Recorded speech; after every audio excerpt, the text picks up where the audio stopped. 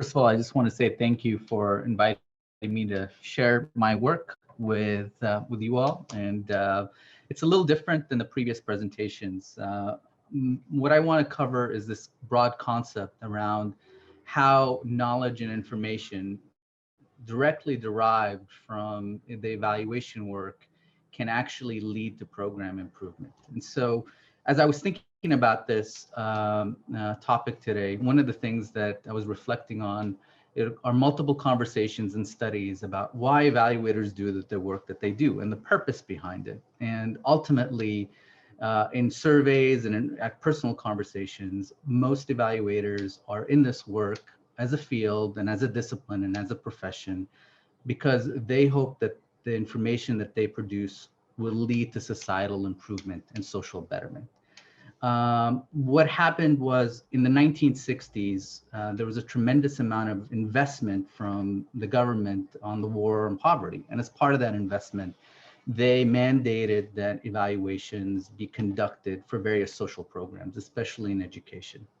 So what started to happen was a lot of researchers got into doing evaluations using existing research methods that they were comfortable with and able to use. But what started to happen, and I don't know if it's going to surprise anyone, is that as these evaluations and as all this money and resources being directed towards evaluations was occurring, what started to happen was they found that there was a great disconnect between findings and the knowledge that the evaluation produced and the actual use of that information. And that caused, I would say, an existential, I can't even say the word, but a crisis, let's just skip that word. That caused a crisis within the field. So in the 1970s, what started to happen was this focus on how do we actually improve the chance that evaluations can actually get used in practice. And a series of research and projects started to emerge. And through that study, they were able to identify, and this occurred over multiple decades, they were able to identify a few things that actually enhanced the chance that that evaluations would actually lead to use. And so for example, one of them was this idea of identifying a primary intended user. So with the concept there is that if, as you're conducting the evaluations, that you can't assume that the knowledge will magically be used, that you actually have to purposefully plan and identify individuals in the organizations, in the groups that have an interest in the evaluation, that B, are in a position to make change or modify a program or policy that's in existence, and that are viewed as credible within the organization. These are just some of the characteristics of a primary intended user, and engage them in an authentic process to really answer questions and design evaluations that really respond to their informational needs. The other thing that came out from the research is that evaluations have to be adaptive, reactive, and responsive, meaning that as programs change, as the surrounding environments evolve, that the evaluations have to be flexible enough to respond to those informational needs. So the core idea behind all of this is that improvement cannot be done without thinking about the use piece.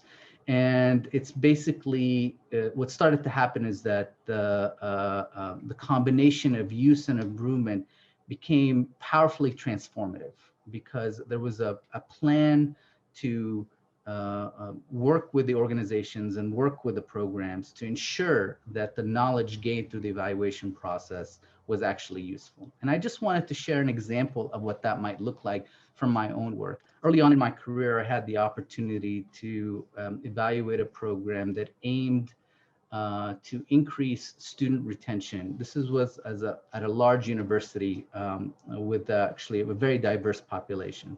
So this program was based on this peer mentor model with the idea that incoming students would be assigned or work with a peer mentor who was a second or third year student. and they would help them navigate the college experience, answer questions about what classes to take, study habits, and things along that line. We actually ended up doing an experiment. So the classic, we had a treatment group, we had a control group, and so some people got the program, some people didn't. But the key here is that as part of the evaluation process, we worked very, very closely with the program directors, program leaders, program funders, to really identify the core questions that they wanted to answer. And we got them to, through a facilitated conversation and process, to work on a design that worked and really built a trusting relationship.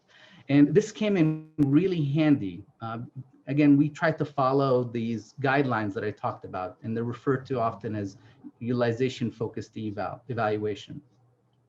And the reason why these came in handy is because after the first year of this 5-year project, we actually found that the program, if you were a first-generation student in this program, then you were more likely to drop out than if you were not in this program and was a first-generation student. That is a very shocking finding.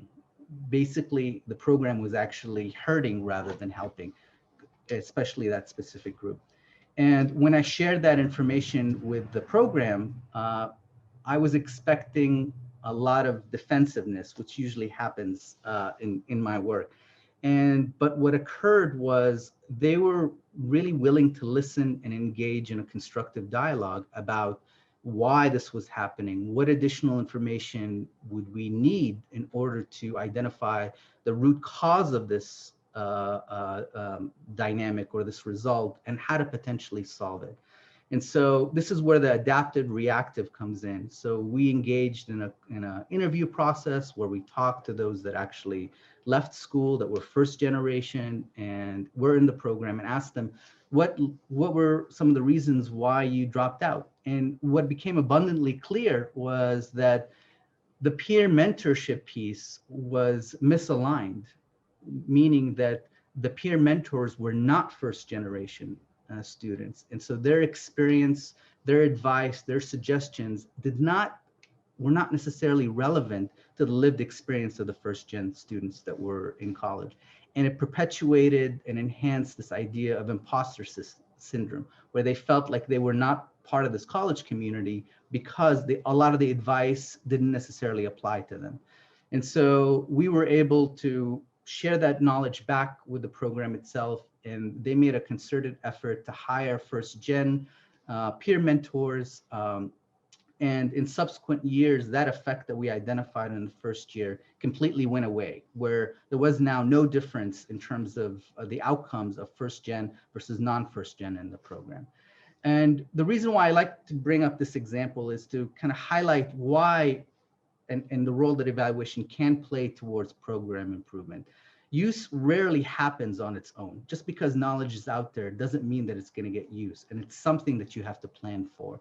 And the work that we do and the focus of the center is really not just generating knowledge for knowledge's sake, but actually generating knowledge for societal improvement and for social betterment.